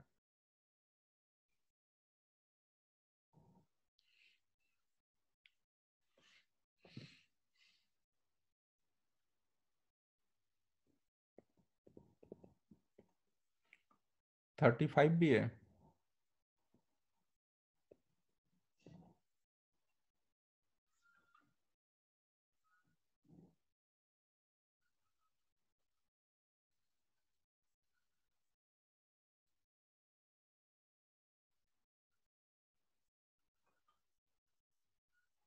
देखो ये बोला गया है कि कोई ऑयल ड्रॉप है जिसपे चार्ज दिया है, मास दिया है ना, इसका चार्ज दिया है, मास दिया है, और ये नीचे को कांस्टेंट वेलोसिटी से गिर रहा है।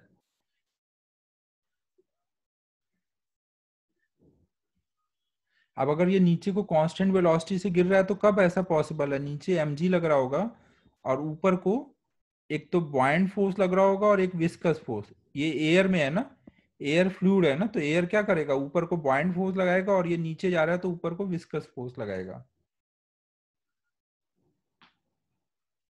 और इसमें हमें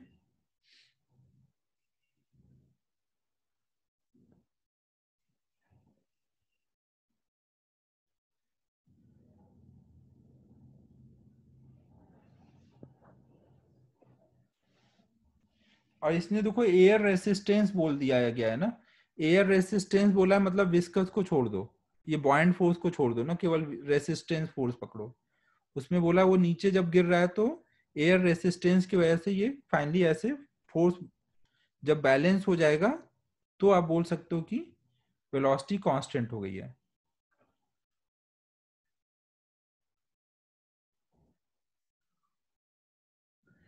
ठीक है, और ये हमें पता है कि विस्कस फोर्स जो रेयर एयर का रेसिस्टेंस का फोर्स होता है वेलोसिटी के प्रोपोर्शनल होता है ना। अभी वो कितने नीचे को कितनी वेलोसिटी से जा रहा है, कोई v स्पीड से जा रहा है। बाद में हमने ऊपर को इलेक्ट्रिक फील्ड लगा दिया, तो अब ये ऊपर को QE लग रहा है, नीचे को mg लग रहा है, और अगर ये ऊपर को v स्पीड से जा रहा है तो अब नीचे को एयर रेसिस्टेंस लग रहा होगा ना। समझ आ रहा है कुछ मैं क्या बोल रहा हूँ?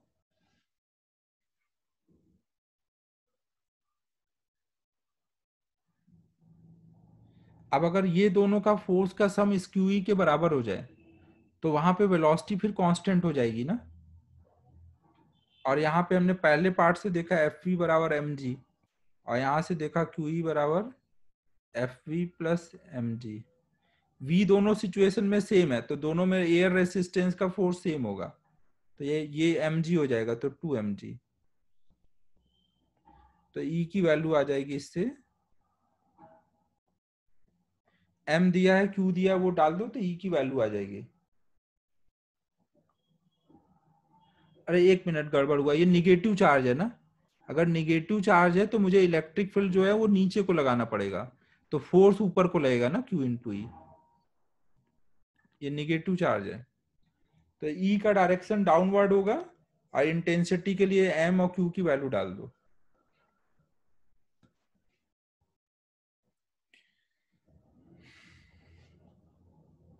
थर्टी फाइव समझ आया?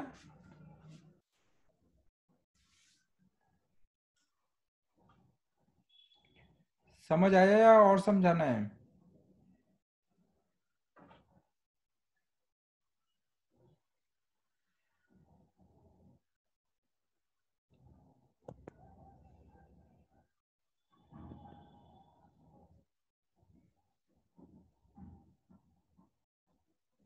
पहले देखो नीचे को गिर रहा था ना, तो वेट ज्यादा था, तो वेट को जब वेलोसिटी बढ़ती गई तो ये फोर्स बढ़ता गया, फिर जब दोनों बैलेंस हो गए तो उसके बाद वेलोसिटी कांस्टेंट हो गई। फिर अगले केस में हमने इलेक्ट्रिक फील्ड नीचे को लगाया, तो ये वाला फोर्स आ गया, अब ये इसको ऊपर को लेके जा रहा है, ये ज्यादा है mg कम है तो ये ऊपर जा रहा है, स्पीड बढ़ती जा रही है। अब स्पीड बढ़ेगा तो क्या होगा, ये विस्कस फोर्स आ जाएगा, और ये बढ़ता जा रहा है, तो एक टाइम आएगा जब दोनों का सम इसके बराबर हो जाएगा, जब बैलेंस हो जाएगा तो v कांस्टेंट हो जाएगा। तो एक बार मैंने इसको इससे बैलेंस किया, एक बार इसको इससे, और सॉल्व कर दिया। विस्कस फोर्स दोनों जगह सेम लिया है, क्योंकि दोनों जगह फाइनल वेलोसिटी सेम है। नेक्स्ट,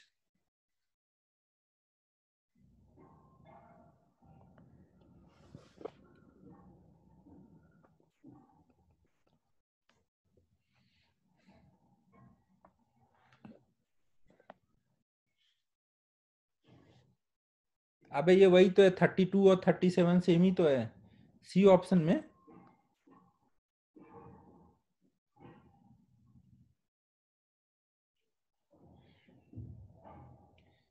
सी में बोला गया it is possible to find a path not closed in the field on which work required to move the dipole is zero.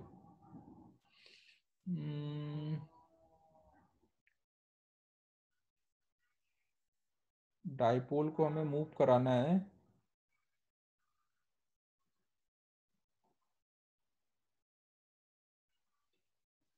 और क्लोज पाथ पे मूव नहीं कराना है।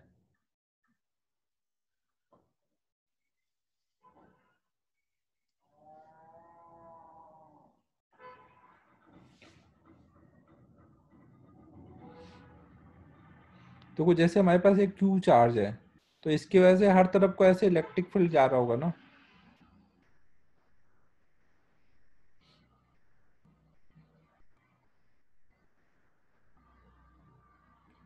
और डाइपोल पे फोर्स जो लगेगा,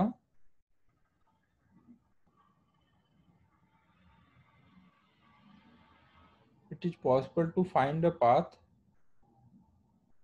on which work required to move the dipole is zero. तो अगर हम इलेक्ट्रिक फील्ड के परपेंडिकुलर चलें,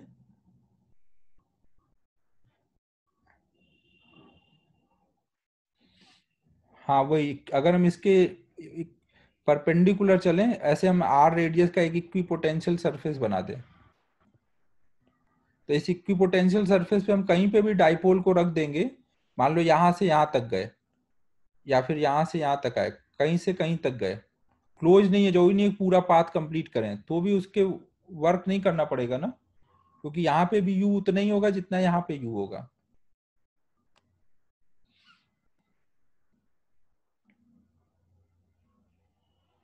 ठीक है, सूजल समझ रहा है क्या बोल रहा हूँ? तो वर्क नहीं करना पड़ेगा ना। नेक्स्ट,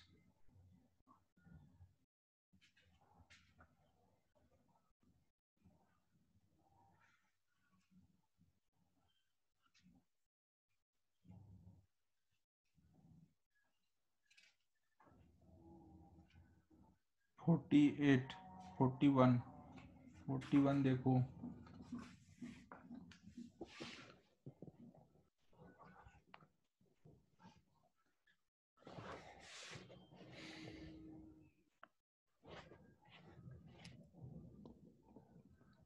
41 में देखो बोला गया है uniform electric field of strength E exist in a region,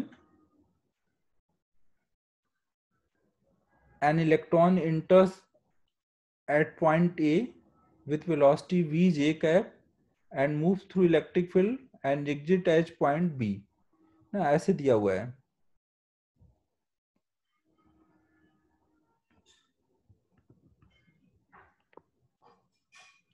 एक इलेक्ट्रॉन है मतलब निगेटिव चार्ज है ना, यहां से v स्पीड से इंटर करता है और A से, और जाके जब बाहर निकल रहा है तो यहां से निकल रहा है, तो यहाँ पे इसकी इधर वाली वेलोसिटी अब भी v है और ये आ गया है अब इधर 2a पर, ये पहले a था अब 2a हो गया।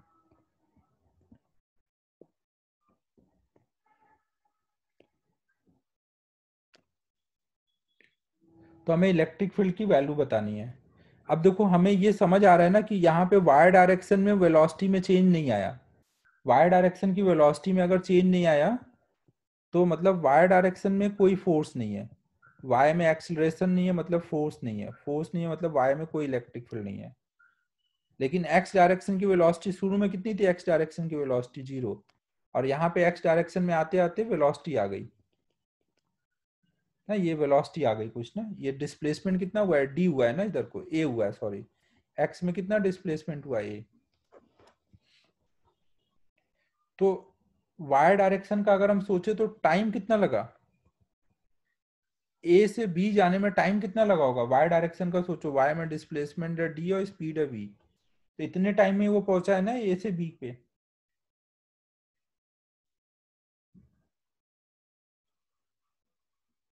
तो हम लोग बोल सकते हैं कि अगर हम x डायरेक्शन में U T plus half A T square लगाएं तो इनिशियल स्पीड 0 थी x में, a की वैल्यू हमें पता नहीं, टाइम है डी बाई वी का स्क्वायर, और डिस्प्लेसमेंट कितना हुआ है a, एक्सेलरेशन है ना, कैपिटल ए एक्सेलरेशन है, तो एक्सेलरेशन कितना आ जाएगा 2a अपॉन में V square by D square, ये एक्सेलरेशन आया ना। एक्सेलरेशन मतलब कितना होगा, फोर्स अपॉन मास, फोर्स कितना लगेगा q इंटू ई,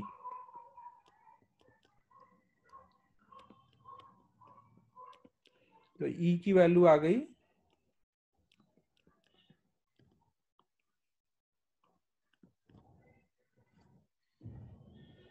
समझ आ रहा है मैं क्या बोल रहा हूँ, ये ई आ गया ना, और फोर्स इधर लगा है, निगेटिव चार्ज पे फोर्स इधर कब लगेगा, जब इलेक्ट्रिक फील्ड इधर को होगा ना, इलेक्ट्रिक फील्ड के अपोजिट फोर्स लगता है ना निगेटिव चार्ज पे,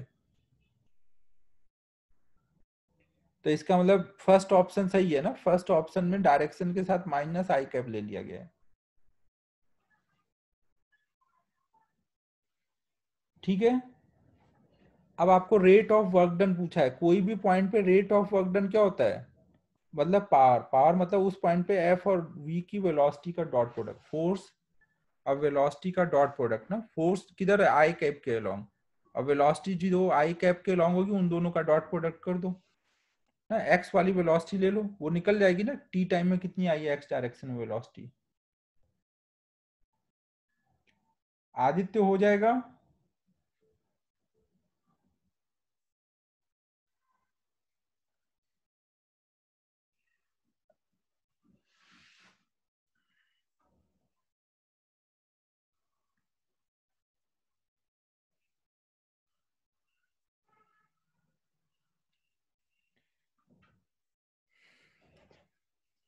ना ये सिंपल काइनेमेटिक्स का क्वेश्चन, आप एक्स को अलग सॉल्व करो, वाई को अलग ना, वाई में देखो फोर्स नहीं है, एक्सेलरेशन नहीं है, तो वाई का अलग सॉल्व करो, टाइम निकालो, एक्स में यूज कर लो। नेक्स्ट 48 का डी, 46 का बी, 46 का बी, 46 में बोला गया है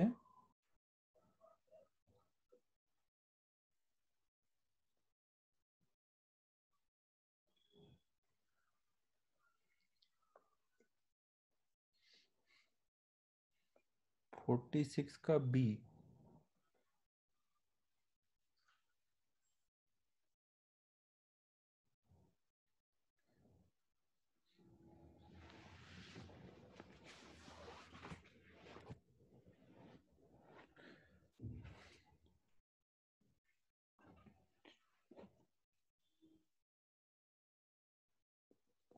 46 में देखो है कि हमें एक स्क्वायर दिया गया है,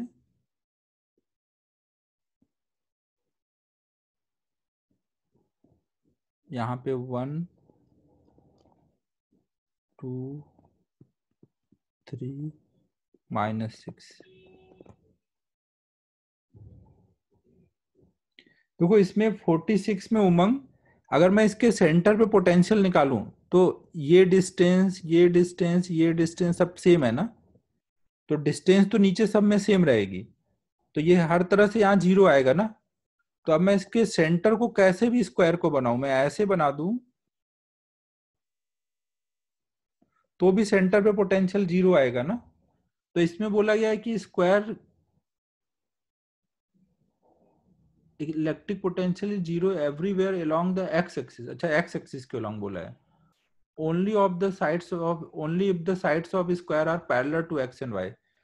अच्छा, सेंटर पे नहीं निकालना है हमें, यहाँ पे बोला गया है कि x एक्सिस के अलोंग 0। अगर मान लो ये ऐसे है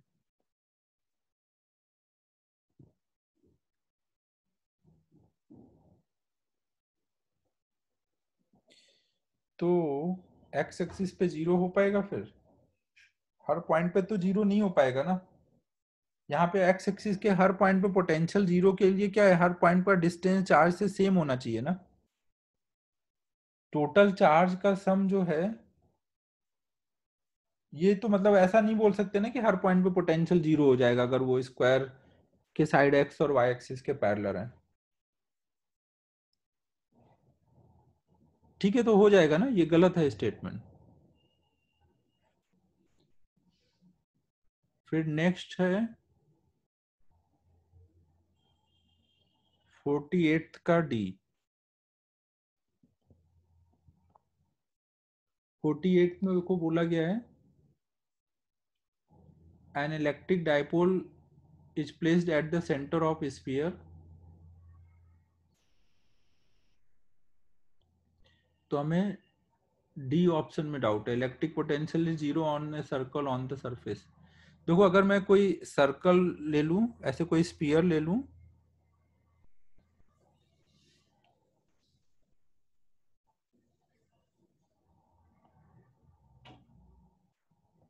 ठीक है, ऐसे अगर मैं ले लूं तो अब इसके सरफेस पे ऐसा जो सर्कल बन रहा होगा, इसके परपेंडिकुलर बाइसेक्टर्स को ये डिस्टेंस ले लो और इसको लेकर के एक ऐसे सर्कल बनाओ। तो इसके सर्कल के हर पॉइंट क्या होंगे, इसके परपेंडिकुलर बाइसेक्टर पे आएंगे ना। स्फीयर के मैंने इसको परपेंडिकुलर रखते हुए इसको सर्कल ड्रॉ किया है ना, तो इसके हर पॉइंट का पोटेंशियल 0 आएगा। इमेजिन हो पाया मैंने क्या बोला?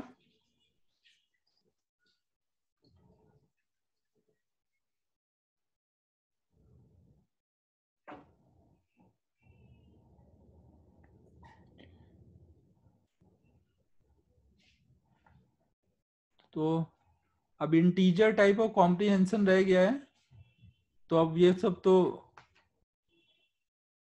व्हाट्सएप वगैरह पे ही भेज देना। इसमें कोई एक बताओ जो ज्यादा अच्छा क्वेश्चन हो वो बता दो, मेरे हिसाब से मैं ये वाला पैसेज 6 बता दूं क्या? पैसेज 6 में डाउट है? हाँ, पैसेज 6 बता देता हूँ, वो एक डाउट है, बाकी तो सब कर ही लोगे तुम लोग। पैसेज 6 भी कर लोगे, अभी कैपेसिटर पढ़ेंगे ना उससे ये सब इजीली हो जाएगा, बट बिना उसके भी करना बता देता हूँ।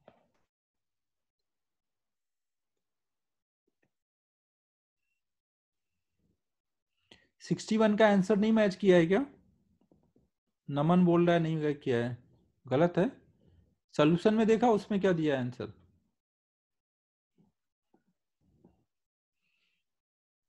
तो उसमें अलग दिया है आंसर।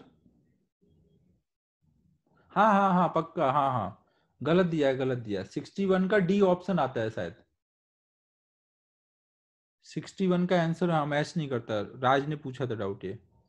हाँ मैच नहीं करता, डी आता है शायद और उसमें ए दिया है शायद।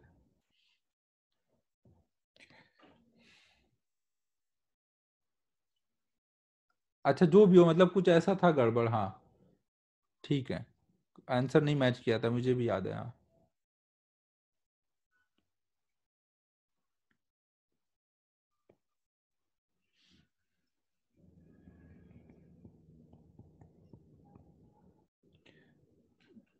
पैसेज 6 में देखो क्या क्या बोला गया है। 4 initially uncharge thin large identical metallic plate A B C D are arrange parallel to this. देखो अगर हमने कोई भी प्लेट को ऐसे कनेक्ट कर दिया, तो कनेक्ट करने से जो हमने पीछे पढ़ा हुआ है अपने रूल चार्ज डिस्ट्रीब्यूशन के, वो चेंज नहीं करेंगे ना। आउटर प्लेट पे हमेशा जो चार्ज होगा टोटल चार्ज का सम बाई 2 होगा, आमने सामने प्लेट पे इक्वल एंड अपोजिट होगा, वो सब हमेशा ट्रू है। क्योंकि अगर वो आप नहीं ट्रू होगा तो मेटल के अंदर अगर आप पॉइंट लोगे तो वहां ई मिल जाएगा, ई नहीं मिलना चाहिए। तो जो आपने पीछे रूल पढ़े वो सब ट्रू है ना। बस कनेक्ट करने से चेंज क्या हो गया, कनेक्ट करने से बस इतना चेंज हो जाएगा कि उन दो प्लेट के चार्ज का सम कंजर्व करोगे। पहले सिंगल प्लेट का चार्ज का सम कंजर्व करते थे, अब जिनको जिनको कनेक्ट किया उन दोनों में आपस में चार्ज का रीडिस्ट्रीब्यूशन हो सकता है, तो उनके चार्ज का सम कांस्टेंट होगा। प्लस जिनको कनेक्ट कर दोगे उनका पोटेंशियल सेम हो जाएगा। इसको इसको कनेक्ट किया तो अब इनका पोटेंशियल सेम हो गया है।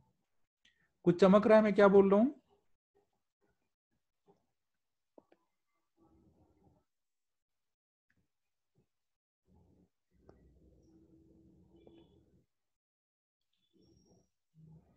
ए को हमने क्यू चार्ज दिया, बी को हमने 2Q चार्ज दिया, इसको 3Q चार्ज दिया, इसको 4Q चार्ज दिया। Plate A and D are connected and B and C are connected. और जब इक्विलिब्रियम आ जाएगा, अब देखो अगर आपने इनको कनेक्ट कर दिया, इनको कनेक्ट कर दिया, तो अब इसका और इसका पोटेंशियल क्या हो चुका है, इन दोनों का पोटेंशियल क्या हो चुका है? बोलो बच्चों क्या हो चुका है यहाँ पे? पोटेंशियल सेम हो गया है। पोटेंशियल सेम है तो इलेक्ट्रिक फील्ड होनी चाहिए या नहीं होनी चाहिए?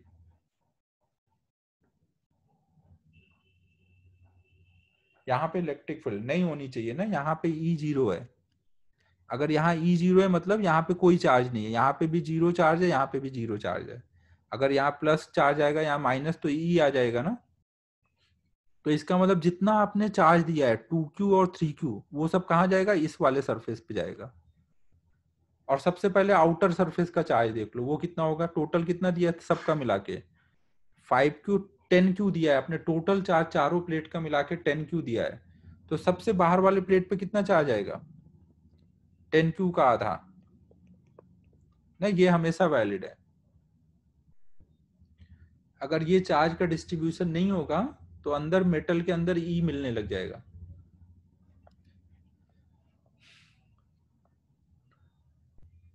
समझ आया कुछ मैं क्या बोल रहा हूं?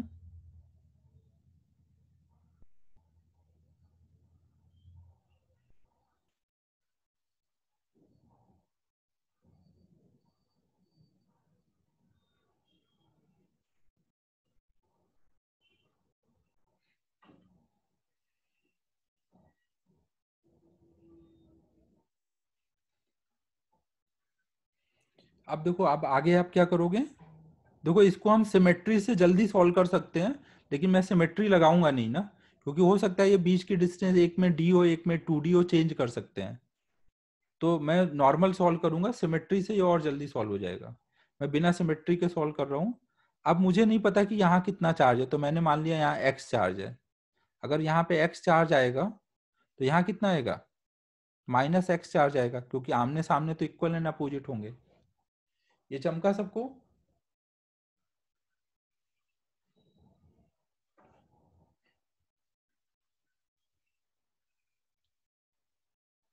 अब इन दो प्लेट पे जो चार्ज है, टोटल चार्ज कितना रहना चाहिए इन दोनों प्लेट के चार्ज का सम? 5Q ना। दोनों प्लेट पे चार्ज का सम कितना होना चाहिए? 5Q। अगर इधर माइनस एक्स आ गया तो इधर कितना आना चाहिए? 5Q प्लस एक्स, तब ना टोटल चार्ज 5Q हो पाएगा। अब अगर इधर माइनस 5, इधर 5Q प्लस एक्स आया तो यहाँ कितना आएगा? Minus of 5Q plus x. अब आप इन सबको ऐड करोगे, इसका चार्ज और इसका चार्ज, तो मिलके 5Q आ जाएगा ना, Q प्लस 4Q। तो ये सारा चार्ज ऐड करो ना, 5Q आ जाएगा।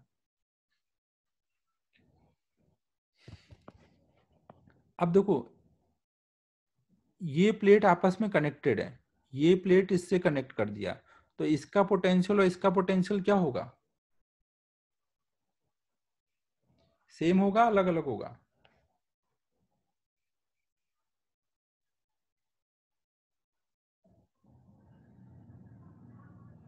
सेम होगा ना। तो VA और VD सेम पोटेंशियल पर है, VA और VD सेम पोटेंशियल पे है। यहाँ पे आपने माना है इधर पॉजिटिव चार्ज है, इधर निगेटिव चार्ज है, जैसा आपने माना है उसके अकॉर्डिंग इलेक्ट्रिक फील्ड बना दो। मान लो यहाँ इलेक्ट्रिक फील्ड इधर होगा, इधर प्लस है इधर माइनस है, जैसा आपने माना था उसके अकॉर्डिंग ये आया है प्लस माइनस, तो यहाँ इलेक्ट्रिक फील्ड ऐसे बना दूंगा, ये 0 है यहाँ पर। अब अगर मैं VA माइनस VB लिखूं, ये हाई पोटेंशियल होगा ना, इधर से इलेक्ट्रिक फील्ड इधर को आ रहा है, तो ये हाई पोटेंशियल ये लो पोटेंशियल। अब वैल्यू कितनी होगी? E1 into D. फिर मैं अगर यहाँ पर VC माइनस VD लिखूं तो कितना होगा? E2 into D. दोनों ऐड कर दूं, VB और VC तो सेम है ना, VB VC सेम है, VA माइनस VD।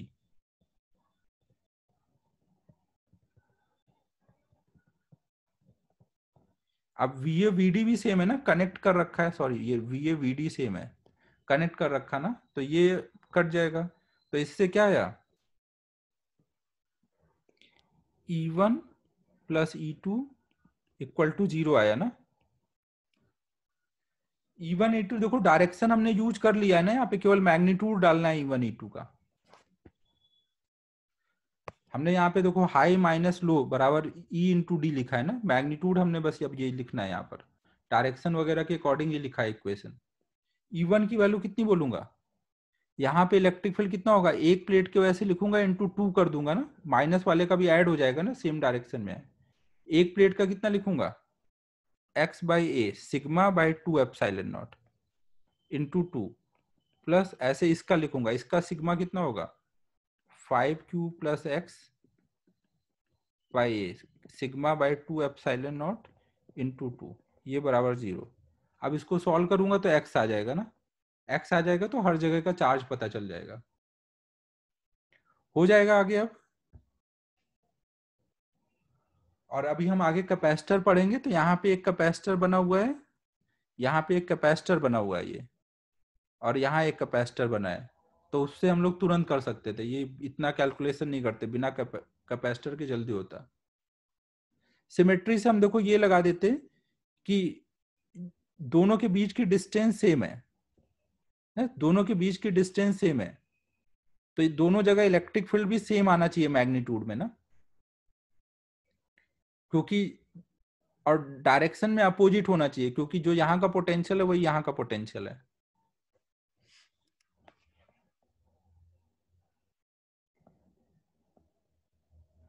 देखो सिमेट्री से मैं ऐसे लिखता, सिमेट्री से मैं ऐसे लिखता, ये 4 प्लेट बनाता, इनको कनेक्ट कर रखा है और इसको कनेक्ट कर रखा है। अब मैं कुछ भी चार्ज दूंगा, दोनों प्लेट को कुछ भी चार्ज दूंगा और इन दोनों को कुछ भी दूंगा, तो जितना इधर डिस्ट्रीब्यूट होगा उतना ही इधर डिस्ट्रीब्यूट होगा। मैं इसको दूं या इसको दूं एक ही बात है ना, दोनों को मिलेगा, तो दोनों को मिला के मैंने कितना दिया? बाहर वाले दोनों प्लेट का मिला करके मैंने कितना दिया?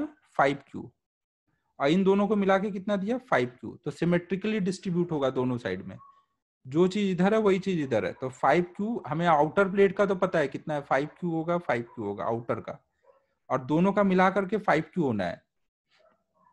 तो टोटल कितना हो चुका है? 10Q हो चुका है, तो मतलब -5Q चार्ज और आना है, -5Q और आना है, तो -5Q/2 -5Q/2, तो हो जाएगा total 10Q charge 5Q charge in दोनों का। यहाँ माइनस है तो यहाँ प्लस हो जाएगा, यहाँ पे E0 है तो यहाँ आएगा नहीं ना। अब देखो इसका मिला के 5Q हो गया, तो हो गया। अगर ये D चेंज करेगा तभी ये सिमेट्री डिस्टर्ब होगी ना, अदरवाइज जो इधर है वही इधर है, तो जैसा इधर डिस्ट्रीब्यूशन दिखेगा वैसा इधर दिखेगा। समझो सिमेट्री से कैसे हम सीधे लिख सकते हैं।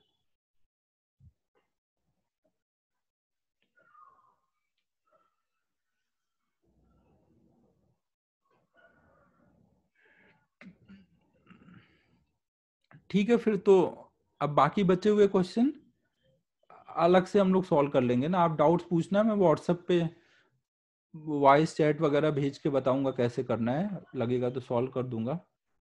सॉल्यूशन तो है ही है वैसे, तो थोड़ा मेथड पता चल जाएगा तो हो ही जाएगा सॉल्व।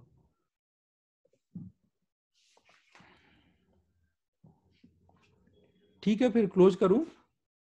अब देखो संडे तक कोई क्लास नहीं है ना फिजिक्स की। इरोडो के डाउट क्लास में नहीं लूंगा, वो 1 to 1 ही पूछो सब लोग। थोड़ा डाउट नट वगैरह भी यूज कर लो, जो नहीं समझ आए वही मेरे से पूछो ना।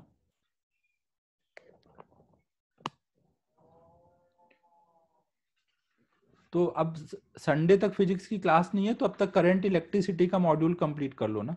नेक्स्ट वीक में करंट इलेक्ट्रिसिटी का डिस्कशन करेंगे।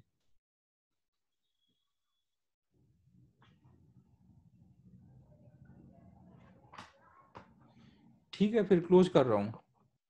मंडे को नहीं कथन, मंडे को नहीं, नेक्स्ट वीक के एंड में करेंगे।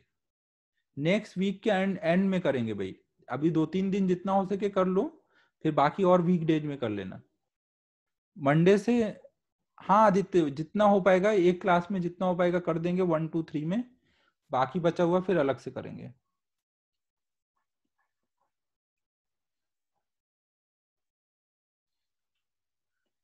ठीक है, फिर क्लोज कर रहा हूँ ना।